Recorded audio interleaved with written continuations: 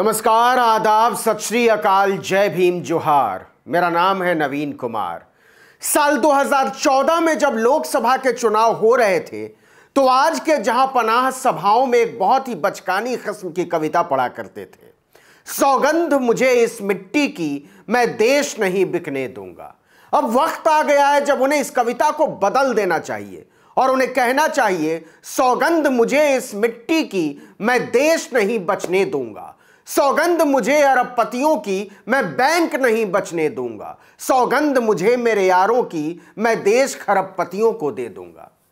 आपको मजाक लग रहा होगा, लेकिन मोदी इसी अभियान पर निकल पड़े हैं। उनके एक दुलारे कारोबारी ने इस देश के सबसे बड़े बैंक घोटाले को अंजाम दिया है। जी हां, इस घोटाले के आगे मोदी के प्यारे हमारे मेहुल भाई का 13,000 करोड़ का घोटाला आपको बच्चा लगने लगेगा। बच्चा भी नहीं, दुधमुहा मासूम। आपको लगेगा कि मोदी जी के मेहुल भाई तो दूध भात खाकर खेलने चले गए। गुजरात के एक दूसरे धंधेबाज ने इस रिकॉर्ड को तोड़कर नरेंद्र मोदी का माथा गर्व से ऊंचा कर दिया है। आप तो जानते ही हैं कि मोदी रिकॉर्ड तोड़ने के आशिक हैं। देश को डूबने का रिकॉर्ड तोड़ने के, अर्थव्यवस्था को चौपट करने का रिकॉर्ड तोड़ने के, महंगाई का रिकॉर्ड तोड़ने के, बेरोजगारी का रिकॉर्ड तोड़ने के, डॉलर के आगे रुपए के पतला होने का रिकॉर्ड तोड़ने के। मतलब ऐसे समझिए कि रिकॉर्ड भी अब मोदी के नाम पर बाप बाप चिल्लाने लगता है कि बस मोदी जी बस, और कितना तोड़ोगे? आपने इतनी बार हमको तोड़ा है कि हम भूसा हो गए हैं। लेकिन मोदी जी हैं कि मानते नहीं। इसी कड़ी में उन्होंने गौरव का मौका दिया है एक और गुजराती को। आप तो जानते ही होंगे कि रामदेव यादव मोदी को राज ऋषि कहते हैं। तो राज ऋषि का मान बढ़ाने के लिए सामने आए हैं घोटालेबाज ऋषि। जी हां, उनका नाम है ऋषि अग्रवाल। उनकी एक कंपनी है एबीजी शिपयार्ड, सूरत में कारोबार है इसका। खबर आ रही है कि राज ऋषि नरेंद्र मोदी जी की मेहरबानी से इस कंपनी के मालिक ऋषि अग्रवाल ने देश के 28 बैंकों को लगभग 23,000 करोड़ का चूना लगा दिया है। और अब उनका कुछ अता पता नहीं चल रहा है कि उन्हें जमीन खा गई या आसमान निगल गया। कहा जा रहा है कि वो विदेश भाग चुका है। ऋषि अग्रवाल पर कैसे योग ऋषि की कृपा बरसी, इसके बारे में आगे बताएंगे। लेकिन पहले समझ लीजिए कि मोदी जी कितना काम करते हैं। इस काम से देश को क्या क्या फायदा हुआ है, कैसे उनका 18-18 घंटे तक काम करना देश के घोटालेबाजों, भगोड़ों और बैंक लुटेरों के लिए वरदान बन गया। मोदी जितना ज्यादा जागते हैं, देश के घोटालेबाज और लुटेरे उतना ही चैन से सोते हैं। इसीलिए 5 साल में किसानों की आमदनी दुगनी करने चले नरेंद्र मोदी के राज में किसानों की आमदनी आधी हो गई और देश लूटकर भागने वालों की रकम दुगनी हो गई। याद कीजिए, मोदी जी के हमारे मेहुल भाई ने अपने भांजे नीरव मोदी के साथ मिलकर 13,000 करोड़ रुपए के बैंक फ्रॉड का राष्ट्रीय रिकॉर्ड बनाया था। इसे दूसरे गुजराती व्यापारी ऋषि अग्रवाल ने सीधे दुगने पर पहुंचा दिया है।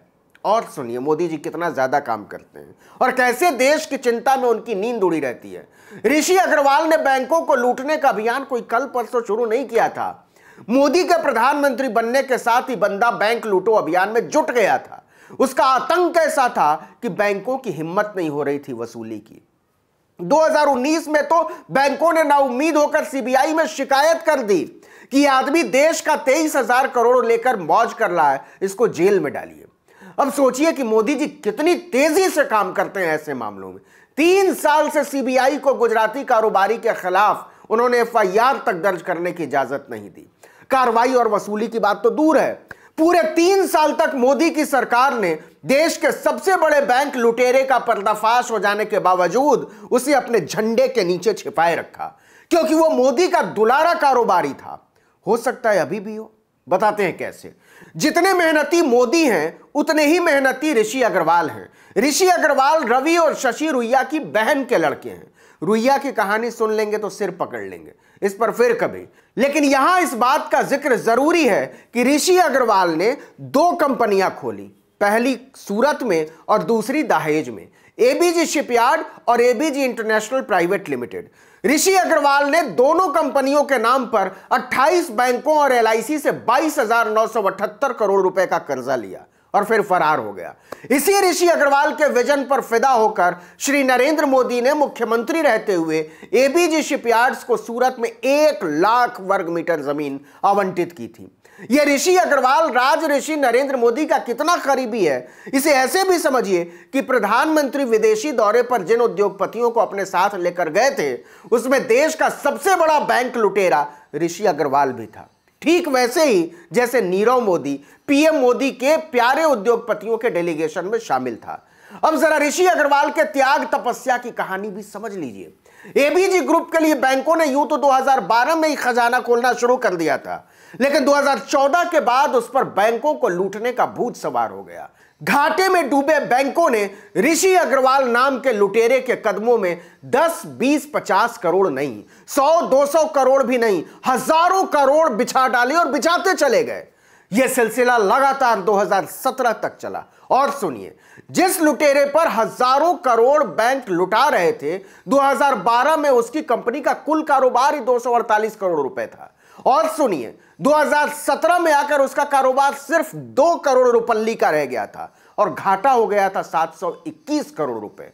बावजूद इसके बैंक उसको लोन देते जा रहे थे। उसने न प्राइवेट बैंकों को छोड़ा न सरकारी बैंकों को, लेकिन उसने सबसे ज्यादा चूना लगाया स्टेट बैंक ऑफ इंडिया को, जिसे हम और आप सबसे सुरक्षित बैंक समझते हैं, लगभग 4000 करोड़ का।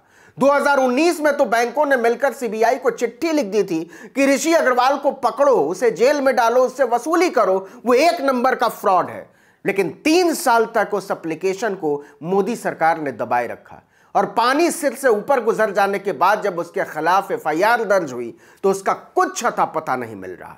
कहा जा रहा है कि जैसे मोदी की नाक के नीचे से विजय माल्या भाग गया, वैसे ही जैसे मोदी की नाक के नीचे से मेहुल चौकसे भाग गया, वैसे ही जैसे मोदी की नाक के नीचे से नीरव मोदी भाग गया, ठीक उसी तरह से मोदी की नाक के नीचे से उनका प्यारा दुलारा कारोबारी लुटेरा ऋषि अग्रवाल भी देश छोड़कर भाग चुका है।